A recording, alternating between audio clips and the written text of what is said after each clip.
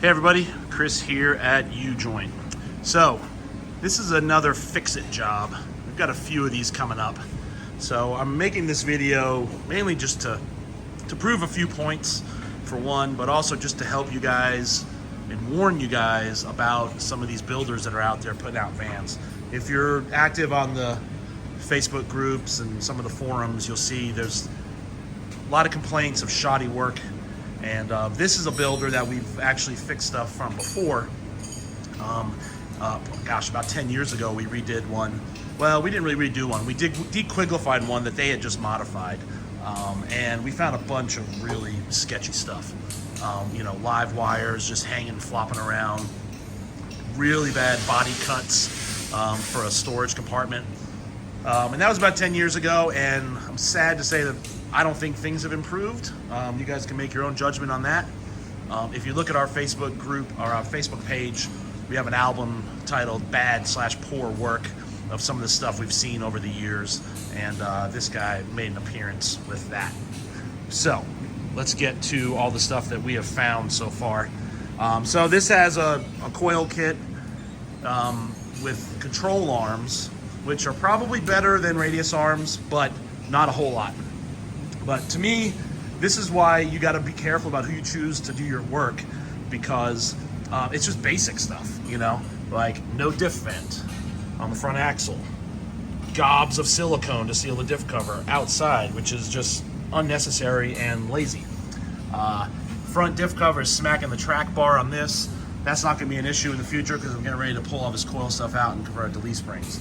But little things like that, the T-case also has no vent on it. Those are things that are long-term and just basic, basic 101. Here you can see the track bar bolt has been welded. It's probably to keep it from coming loose. And what else? Yeah, that's pretty much it on the front end. This coil has no retainer on it, which isn't a huge deal, but because the sway bar is holding it together. But it's little things like this. You got a lock nut, a nylock where the bolt's not even coming through it. This is all basic 101 stuff. Moving on to the frame rail. So customer complained on this rig of the standard coil stuff, death wobble, poor handling. So we are going to fix all that, but it's all the other little stuff too that's just horrible. Like look at this, look at the welds on this exhaust. I mean, this is just hideous. We're gonna cut all this out and redo it. We're gonna leave a transmission alone, nothing wrong with that as far as we know. Transfer case is good too, but this fuel tank, look at that. Sorry, I'm gonna get the lighting good. They just beat the front of the fuel tank in to clear the transfer case, which isn't necessary with this engine transmission combo, so I'm not really sure why they did it, but they did, and then it started leaking. So the customer had to fix a leaking fuel tank shortly after pickup, and that's why it's all gobbed up with all this yuck stuff. So again, not necessary to do that. We're gonna pull the fuel tank and replace the whole thing. Another big issue is, well, there you see what I'm assuming is a live battery wire, just randomly zip tied, untrimmed zip ties too, which is another pet peeve of mine. This is a terrible location for an auxiliary battery. Another complaint from the customer was his e-brake doesn't work. Well, I can tell why, because it's just flopping around and it's hose clamped to the chassis here. There's basically no tension on the cables. I mean, how do you expect this to function as an e-brake? It's because this battery is in the way.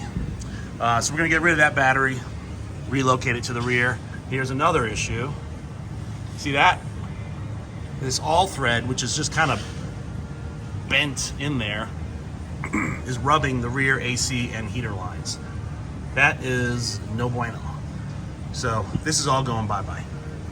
He is getting a new bumper in the rear, so we're going to move that battery to the rear where the current spare tire is kind of crammed in.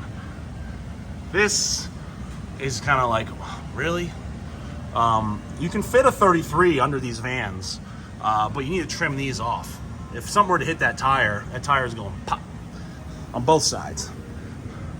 Plus, it just looks horrible at that angle. These rear springs are not correct for the E-Series. I don't know what they're for, but they're too long. You can see the spring is bottomed out in the shackle. I'm surprised it hasn't snapped the shackle, but we're gonna get rid of those springs. I'm really shocked that hasn't bound up and snapped it. So that's another thing. Here's another huge issue. Another complaint from the customer was his RSC and ABS lights are all going off.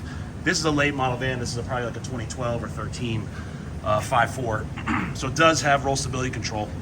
The stock axle had ABS sensors on each hub. This is a Sterling, an older Sterling. I can't tell you the year because I have to pull the covers off. I'm assuming it's a 2000, 2004 Sterling that does not have ABS sensors on each hub.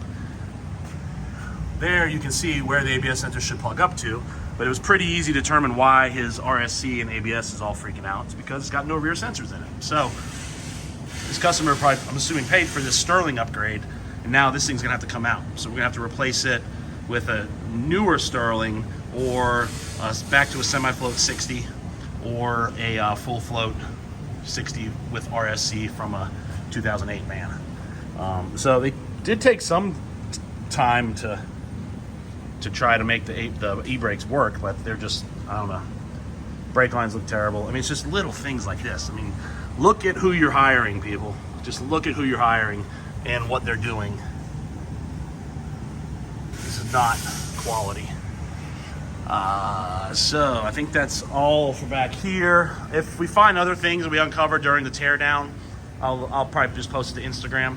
But this YouTube video is just to ask you guys, beg you guys to please do your due diligence and research these builders. Look at the quality of work, compare it to others before you pick them. This has a pop top on it too, and it's hard to see from here, but the pop top is too wide, and you can stick your hand through from the seal between the top and the van. So, boo. So we're gonna get this guy fixed up.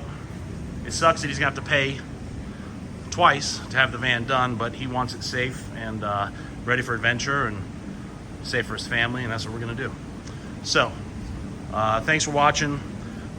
I don't think I stated earlier, but this is not my intention to trash other builders. I'm just pointing out, you know, safety concerns. These are safety issues. This thing does not work. And people will still defend the builder, and I'm sure I'll get comments saying that I'm a jerk and I'm just trashing other people's work, and that's fine. I don't really care. I'm still gonna point it out. So if you don't want me to point it out, then don't do crappy work. Plain and simple. Follow us on Instagram and Facebook if you don't already. I will be posting updates on this rig to Instagram as we build it. And I'll do a follow-up video, of course, once we're finished, so you guys can see the before and after. Thanks for watching.